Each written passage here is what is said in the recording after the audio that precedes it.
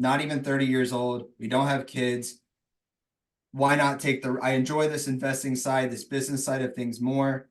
And it was more like, if 10 years from now, if I don't do this, will I have regrets? So I decided to leave the pharmacy world and do real estate full time.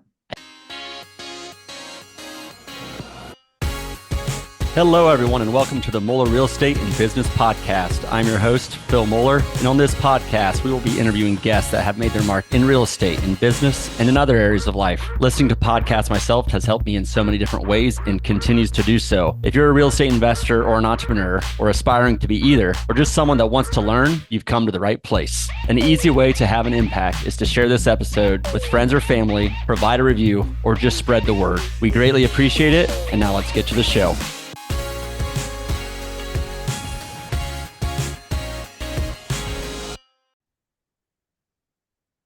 Hello, everyone, and welcome to the Moeller Real Estate and Business Podcast. Very excited for today's guest. Today, we have Dylan Cook. Local to me, Dylan Cook. Dylan grew up in St. Mary's, Ohio. He now lives in Cincinnati. Dylan, how are you doing today, man? I'm doing well, man. I'm happy to be here. Well, it's great to have a local person on the podcast. I greatly appreciate it. A lot of our listeners are very, very familiar with where you are from. For our listeners, Dylan has a pharmacy background. He was in the pharmacy world for some time. I'm sure he'll talk about that. But now he is the owner of Morning Brew Properties. He's in Cincinnati. He's a real estate investor. He wholesales, flips, buys, and holds. Also has some Bitcoin, I know. So we'll maybe get into that a little bit. He is an expert that has maybe nudged me to make some hopefully good decisions for the long term. But Dylan, so I want to talk about your backstory first a little bit and just how you arrived to where you are today. What brought you to what your focus is? Yeah, no, so I guess I'll just start with, obviously, like you mentioned, from St. Mary's, Ohio, which is a traditionally, pretty quote unquote small town for the first 18 years of my life. And it was very much the, I guess, rich dad, poor dad kind of dynamic where I was just raised to get good grades, go to college, get a good career, work for a single employer.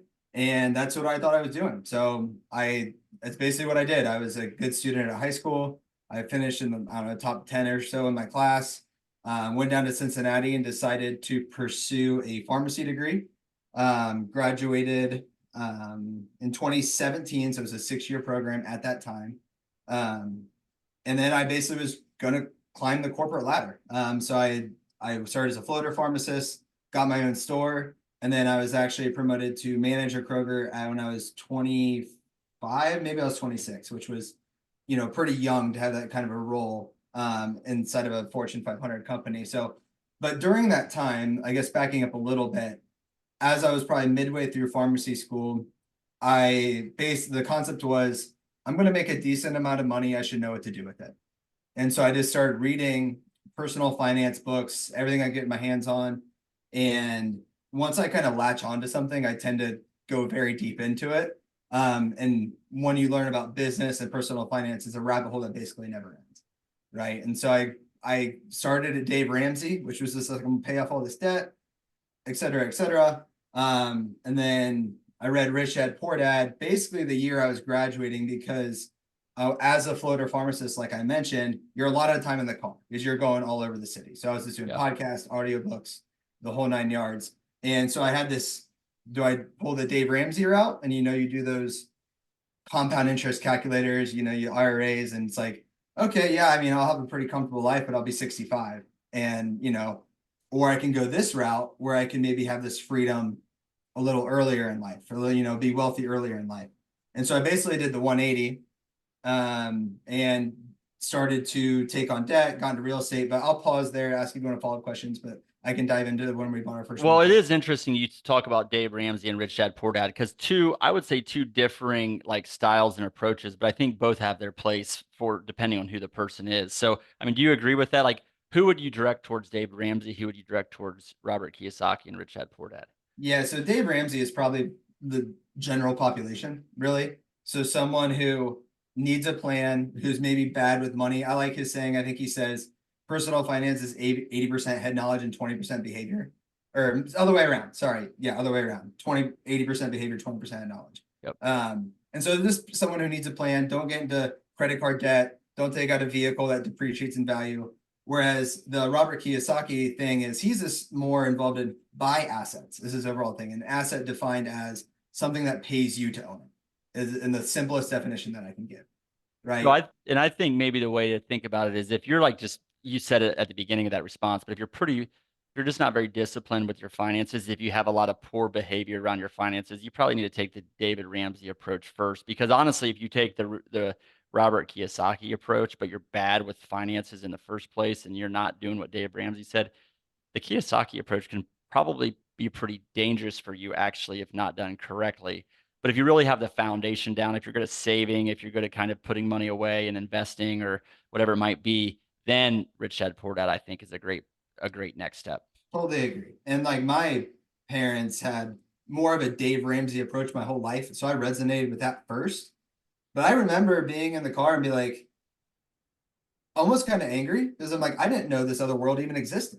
Right. And so I just dove deep and I graduated pharmacy school 2017 with negative $72,000 net worth. 24 years old, 2017. Fast forward to today. It's a 7-figure net worth.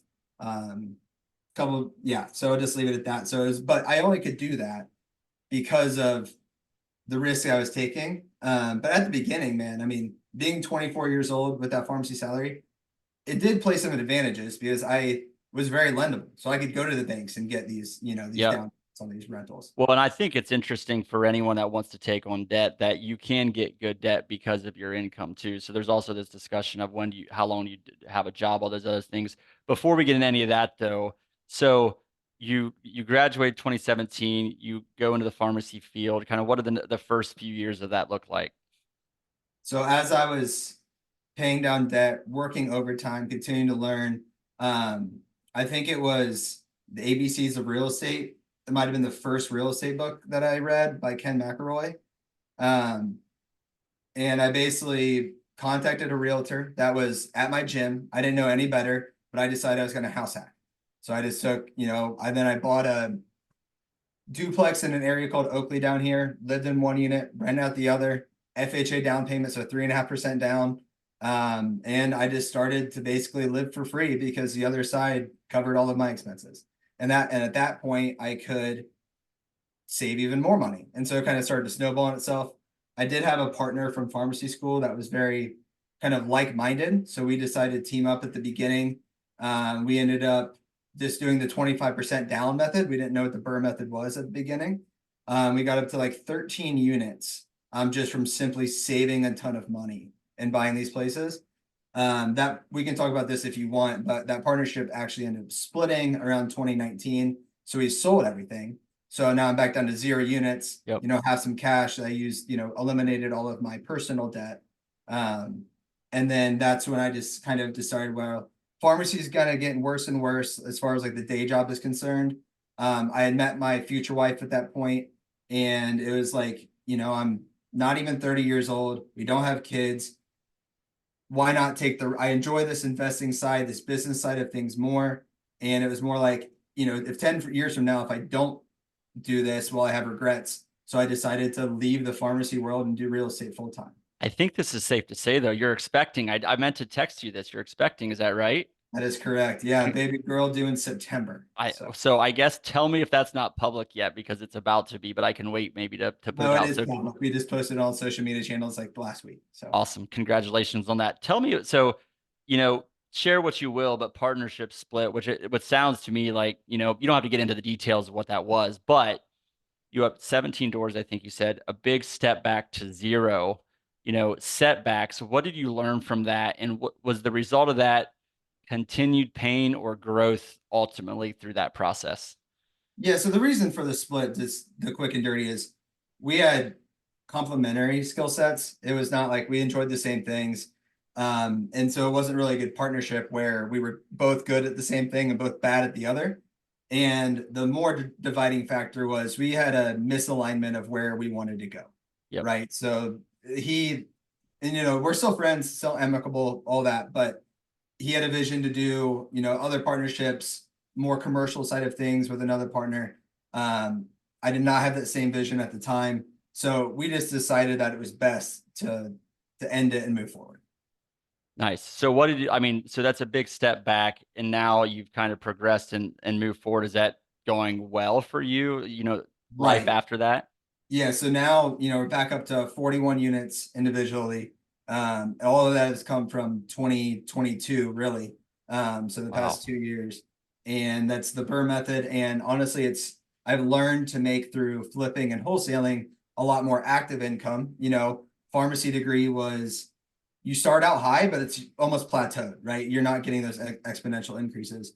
Whereas doing this and creating my own business, your active income can be a lot higher and more exponential, and it's just plowing that back into the real estate. And And as we can talk about the Bitcoin too. so first of all, a couple of just, thoughts. One, 41 doors in 24 months or so is pretty incredible. But I suspect the lessons you learned to build the 17 units and just how to do things was huge. If you were starting brand new, that would have been much more difficult. Absolutely. Yeah. I could already underwrite. The only thing I really had to learn was sourcing the deals myself. Everything else I kind of knew. And I think the other thing that haven't really talked about is wholesaling and flipping. And to me, wholesaling is a bit of a grind. I would say it's a very active. If real estate is a spectrum of active to passive income, the most passive is you just give your money away and let someone do all the work. Versus, you know, wholesaling and flipping are pretty active, and you're a combo of doing that very actively along with holding some real estate, which is semi-active, semi-passive, I would say. But wholesaling, maybe just explain that a little bit. And I have the opinion that if you become a good wholesaler, which means you know how to source and find deals, it can be really powerful for the long term because you learn sales and marketing and things like that. So tell me what wholesaling is and if you think that's true. So yes, I mean, I do think that's true. It's very active, but wholesaling is essentially sourcing the deals yourself, direct the seller through a variety of marketing channels, and you get a contract line up on a piece of real estate. And the wholesale part is then you find a different end buyer for, let's say you get a property under contract for 100,000, you go to an end buyer, they agree to accept an offer for 110,000. So you just basically collect the finder's fee or the spread between those two numbers for being the deal finder and giving it to an end buyer. And I think for people that really, if they don't have access to capital early on, but they want to do the grind and the hustle and they're willing to do it themselves, wholesaling is an area where you don't need a lot of money to be successful at it. Is that right? That is true because you're never actually taking title when you assign a contract. So the answer is yes. If you're willing to drive for dollars or cold call on your own, you can do it with very low money down. My counterpoint to that, if you want to do it at any kind of scale, you have to put some money behind it. And that's not really towards the real estate, that's towards the marketing dollars, some Yeah. VAs, kind of the business aspect of that. Well, let's talk about that for a minute, and maybe whether that's for real estate or just general business. What are some different tools or resources? You mentioned VAs. We haven't talked a lot about that, and VAs are available to anyone. But so, what are some things you're doing that are maybe unique from what people are familiar with? So I'd say the things that are unique would be, I mean, we use a lot of the same softwares that people do. People who listen to this might be familiar with PropStream, or RAI Sift. So basically, we pull these lists from public data. We can list stack them by different, they call them vexations, but they're different motivations. So, like, are they high equity landlord, or do they have a past bankruptcy? Are they in foreclosure on their house? Divorces, inherited properties, probate. They go all through these kind of scenarios, and you basically market to these people. It says, hey, interested at your house at 123 Main Street. And what you're pitching is the convenience, right? Instead of doing the realtor fees, the closing costs, the inspections, the timeline that it takes, we can come in, give you a cash offer, and kind of move on from there. And I guess the other things that we use that might be different, we had a software guy make a bot for us. So, like, instead of using PropStream, which everybody can have because it's just a paid software, you can go into your local jurisdiction. They can run what's called a web scraper, and you can get some of these leads a lot earlier than a lot of other people can. So speed to lead is actually a very important determination factor in this business. And So that's one thing that we might do differently. I think you can do those types of things, software, just in any business. the other thing is, so virtual assistants, I mean, do you have a virtual, what does that I look have like? two right now. So one is basically a full-time cold caller. So if you get a postcard from us with the number, you call in, you're actually going to talk to that VA first. So she's the one that's qualifying those leads. And then she also has like a half responsibility of, okay, within our CRM, which is Ari Simply, we have like 250 leads. Then she goes through and follows up with these leads on a specific cadence, right? So they're brand new. They basically get a call or a text daily for 10 days. But sometimes you reach these people and they're interested in selling, but they might not be really instead for 4, 6 months, maybe 2 years. And you want to be top of mind when this person does decide to sell. So we have she goes through and follows up with these leads on specific cadences based on the conversations that we've had previously with that seller. Nice. But so for virtual assistants in general, what for any business, what are some different tasks that a business owner, a real estate investor, whoever it would be, can leverage? I mean, you talked about really what I heard is sales and marketing are the main ones. Is there some others? Yeah, I mean, you can do all like I know me personally, I don't have this, but I know people who use it for basically all of their finances. So bookkeeping, admin, so like checking your email, screening your emails. Data scraping is another big one. Instead of pulling the list, they'll do that. A lot of Excel formatting, things that kind of can be stepped out in a checklist type manner. A lot of VAs are very good for that type of work. Yeah, and I think there's a balance there of like I like hiring, having people in the office, supporting local, kind of there's all the benefits of that, but at the same time there's some if there's really tactical things that are being done or just repetitive over and over again, there's opportunities to hire people from the Philippines or wherever it might be that can do a really good job, are very well educated in these Yeah. different things. So just something for people to think about. I want to shift gears a little bit because I know, and I don't know when this started, but Bitcoin, which as of this recording, Bitcoin is right around $70,000 or so per coin.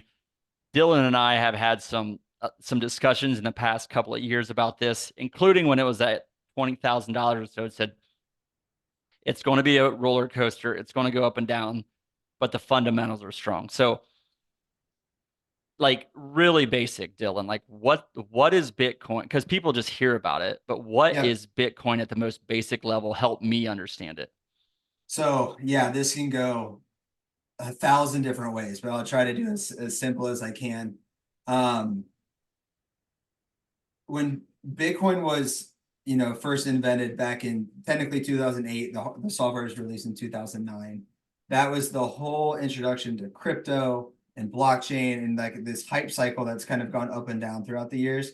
But what Bitcoin is what I would say is a return to sound money, which is like a hard asset. So I like to do the digital gold narrative because if you understand that the history of really the world monetary policy, but the US monetary policy, we were on a gold standard until 1971, right? Every dollar was supposed to be backed by gold that was underneath Fort Knox or somewhere in the world, right?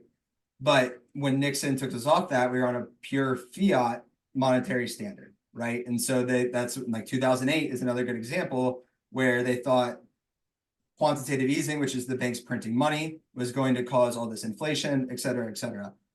What Bitcoin tries to do is give us a return to sound money without the need of a centralized party like the Federal Reserve, the US Treasury, because it's decentralized. It's operated by node operators who are all over the world. I'll stop there. You want to ask a follow-up question or?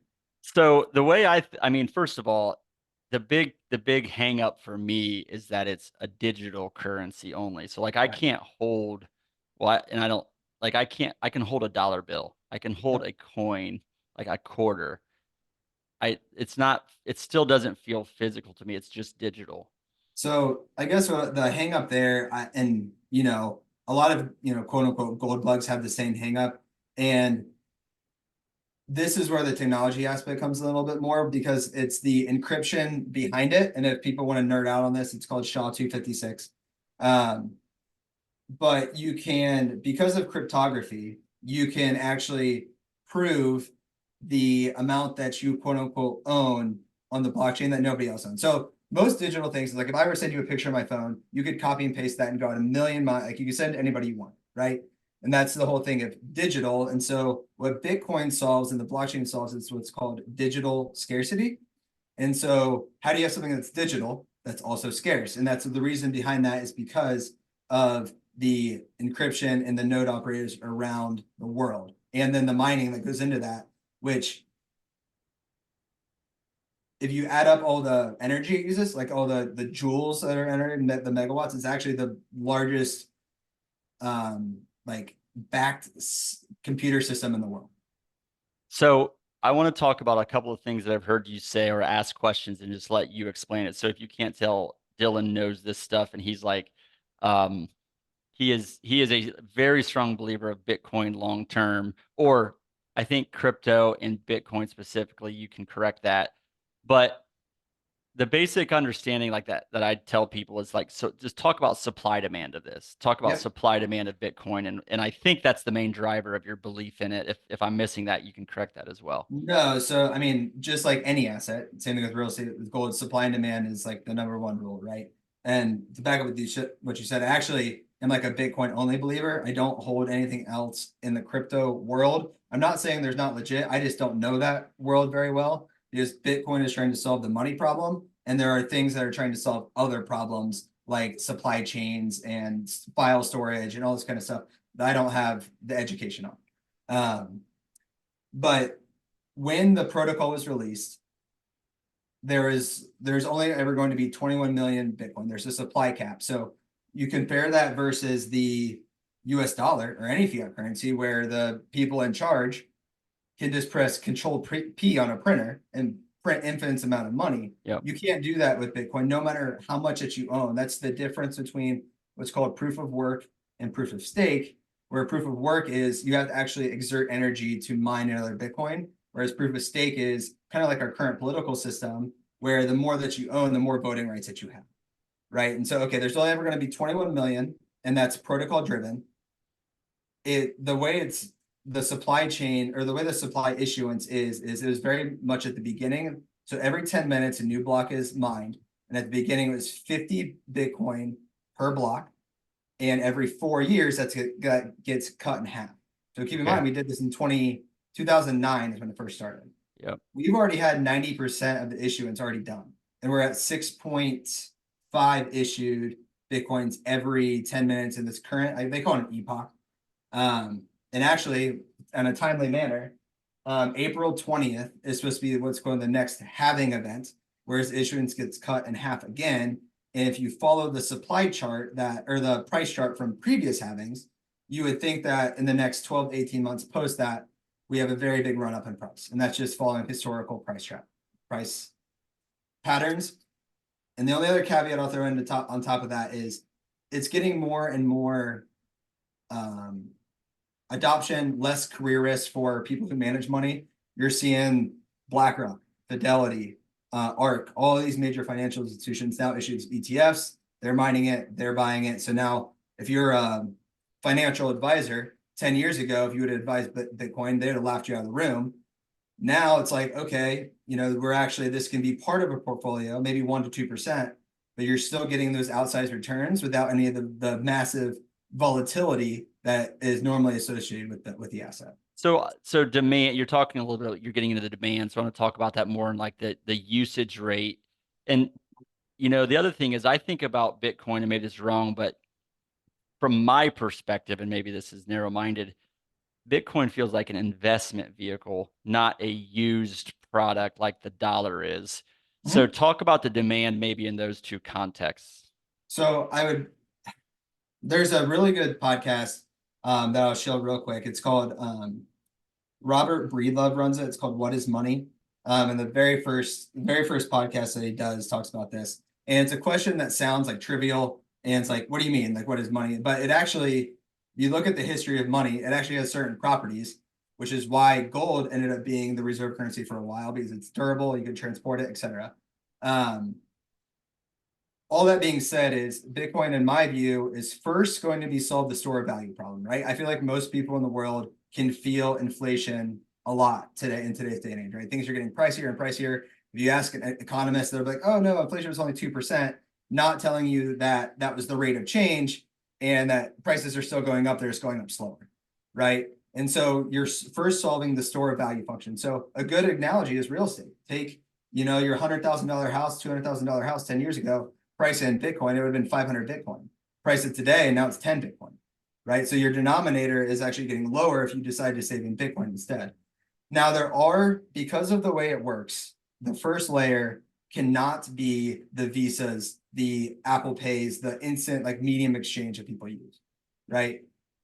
However, there are technologies, Lightning being one, Liquid being another, and they're called layer 2 solutions that kind of can do the medium exchange problem, right? So you and I could hold up a QR code and we could exchange instantaneous value without the need of the Visas, the Apple Pays. There's no intermediary between those things. So, but that technology is not ready yet. So I think it's only a matter of time before you start seeing merchants starting to use this in adopted fashion. But it's a bottom up phenomenon, whereas most currencies, think about it, have always been top down. It's your government saying, this is the way we're going to do it, not an emergent phenomenon like a new technology. And there will be a mix of people. Some people then, I guess if I go back to my question, will be using Bitcoin as an investment vehicle and not wanting to use it that much because the value will go up. But there's also this pool of users that want to use it to transaction on a regular basis. So that, and then what is the growth rate of the demand of Bitcoin? So I can't give you percent, but I know it's like a hockey stick. I know it's exponential. And the reason for that is some of those big players I mentioned earlier are finally entering the space. And and if you look at the past, since those ETFs were approved a couple of months ago, they have a couple $1 billion worth. Oh, wow. And there's actually one company right now, and I think you'll see more of this. It's called MicroStrategy, who are actually replacing their company's balance sheet with Bitcoin instead of US treasuries or instead of other corporate backed bonds, right? So if you're a new CFO and you're seeing this, actually you can go look up their stock price since they started doing this, and it's up, I think, 8x.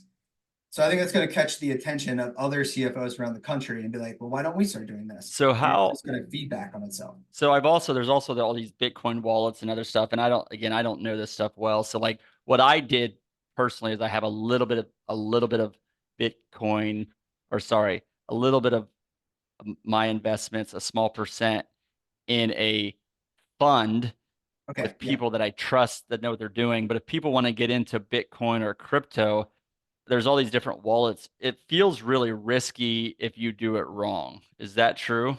So if you're not a techie person, you don't want to learn it, go to like the Coinbases, the Krakens, like these bigger exchanges that are SEC approved, and it's just like opening a Charles Schwab, a Vanguard account. There's not really any difference outside of that. Okay. Now there is a thing in the Bitcoin world called self-custody, where you can basically get your own what's called a hardware wallet, and you can keep that, in a safe, in a safety deposit box hidden somewhere, which is equivalent of you having gold bars in your home in a safe, right? It's kind of the same thing, but the risky part there is it's protected by a passphrase, and if you lose that passphrase, you're kind of SOL. Yeah. Right. What were the two like more fun type like Schwab or what are those so two? Coinbase is the most, Coinbase. I'm sure people have heard of that. And the other one that I've used personally, again, not a recommendation, is called Kraken. Okay. And what is Bitcoin? Last question, and then we'll move on. Just one word answer. In 2030, what will a Bitcoin be worth? 2030. So that means 2 halving cycles from now. Yeah, I'll put myself out here. I'd be surprised if it's not at 7 figures. Okay, you heard it here. Maybe not first. Dylan is a very smart guy. He knows his stuff. This is not formal investing advice. We're not vouching for this. You take your own risks. You do your own thing. But if you put a little bit of money in something that does that, then you maybe on the other hand, if that happens, and this is where you learned it first, don't forget about me someday, is what I should say to the listeners. I want to circle back to your story a little bit, Dylan. So what are you up to today? Like, what are you excited about? Yeah, so I think I'm the definition of a hustlepreneur, which is not necessarily a good thing. But I've generated a lot of the most recent success with the portfolio and the business income, basically from just working a lot. And, also, so, networking, I've gone to almost every meetup I could in the past 5 years. So I know a lot of people in my local market. And that's been, I would be lying if I said the people I know didn't have a big factor, but I need to be more of a business owner instead of just a hustlepreneur. And that's going to be my focus moving forward. I have some of those pieces in place already. The bookkeeper, the VA, I just gave over 2/3 of my portfolio to a management company, right? So I'm starting to outsource some stuff. But as like you mentioned earlier, I'm going to become a father here soon, and I want to be a more not the business not run so much on me. Yeah, you get the hustle in now because you're gonna be hustling with lack of sleep here soon, Dylan. Yeah, So, right. but that's very exciting. What would you say as we wrap up here, kind of near the end? But like, if you talked about some key factors to your success at a pretty darn young age, quite frankly, I was trying to do the math, but 31. 31. So, what would be your key factors to success that you could guide others with? I would say never stop learning. I always try to stay humble and keep reading, keep doing podcasts, keep trying to educate myself on things that I want to be educated on, whether that be monetary policy, real estate, etc. Um, and then just perseverance. There are times where, especially at the beginning when I left that, low six-figure job, I'm like, what the hell did I just do? But if you just don't give up and you honestly just keep trying, eventually you will find some success. Awesome. I love that. And on the never stop learning, it sounds like, I mean, the other thing you said, reading. So read, educate, podcasts are your sources of learning. And then also the networking thing, which you said prior, like hustlepreneur, but just networking and going to events. Maybe I want to ask more about that and those local, like how give some, is there any tangible examples of just some things that have happened through those local events or just being a networker in general that have come your way? I mean, I would almost everything, like the lenders I use today, the contractors I use today, a lot of the end buyers that I have, that I send deals to come from that. Um, the bookkeeper I use, it's hard to say, or even some of the private money that I have now for some of the deals. So I almost every aspect of my real estate business, I have the people I use and rely on today have come from networking. And I think it's just, I think part of that is you could, like, if there's lenders, contractors, buyers, private money people there, you can build trust and rapport with them. Basically, you get to know them. Okay, I trust this person's character. Like, that's who you want to do, like, do business with people that you know, like, and trust. And if you're going to events and you're getting to know people, it's going to accelerate that. Yeah, no, 100%. And I think if the more you show up too, and they're like, and I'm not a huge social media guy, but if you're like, hey, I'm doing this, and people know about it, they can see it. I think that helps build some of that trust. What about like what do you think moving forward? You talk a little about shifting to business owner. What's going to be a key factor to your success moving forward and getting to that, more business owner, top level business owner?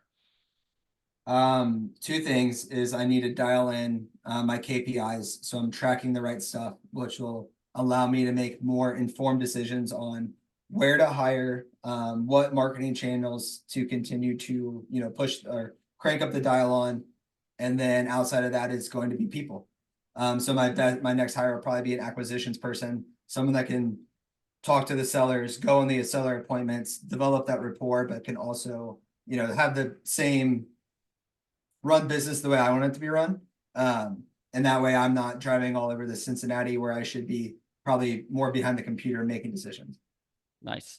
Um, what about, so education, books, or podcasts? What has been the most impactful business or real estate book or podcast that you've read or listened to?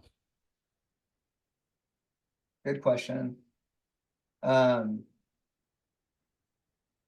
I think so. My life changed when I first learned the BRRRR method, and then for the velocity of money. So I read the BRRRR book, but I probably learned about it first from the one of the beginning Bigger Pockets podcast.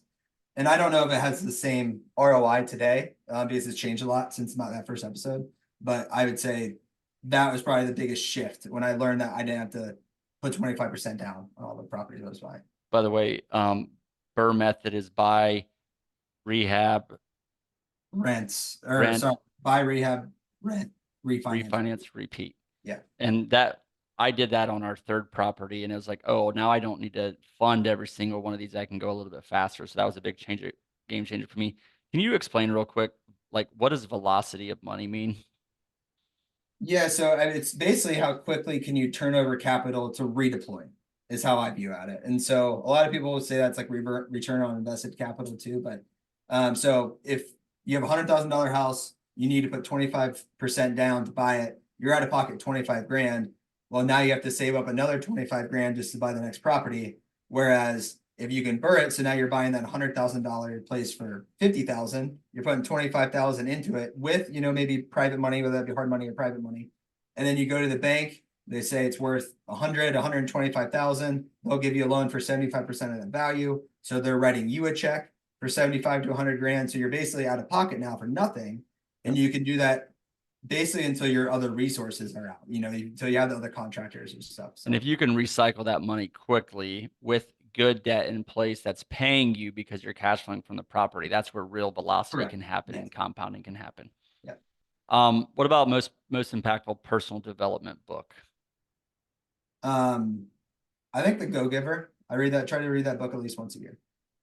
The Go-Giver is fantastic. We actually just had Bob Berg who wrote it on our did podcast. You really? Yeah, he's and honestly, he's a really good guy. So he did the I didn't know that was behind podcast. you. That was not a cheat. and I'm pointing to it, but then he also just to support what he does, he wrote like a handwritten note to me, I don't even know how he found our address. I gotta look into that a little bit, but like a handwritten note to us just saying thanks for having on, stuff like that. So he's living the mindset, and I that's in my top 5 on a regular basis. And I think if you have that, like what I'm excited about for you, Dylan, is if you have that mindset and you're serving people and you're giving to them, that's probably, by the way, why this networking event has been so impactful for you, because if you're going there and you're serving and you're helping others, people are looking for ways to serve you and help you back. And that's probably what's led to a lot of your success. So congratulations on building that mindset, which isn't just automatic, and building it and the success that you've gotten because of it.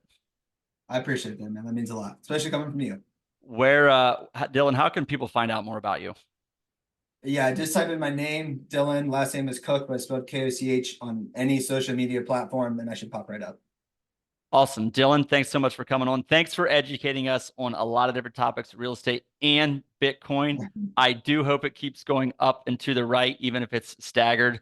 But I really, even though this is a real estate and business podcast, I just thought it'd be a great opportunity because of how much you know about Bitcoin too. So I appreciate that.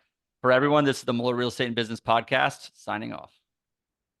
Thank you for listening to the Mueller Real Estate and Business Podcast. We hope you found today's episode helpful. If you know current or aspiring investors or entrepreneurs or anyone that would benefit from today's episode, we appreciate you sharing it with them, or better yet, providing us a 5-star review. To learn more about Mueller Real Estate, visit our website at www.muellerre.com. You can also sign up for our newsletter or local events via our website. In closing, I encourage you to be purposeful in all areas of life, educate yourself, network with others that have been successful, take action, and lead.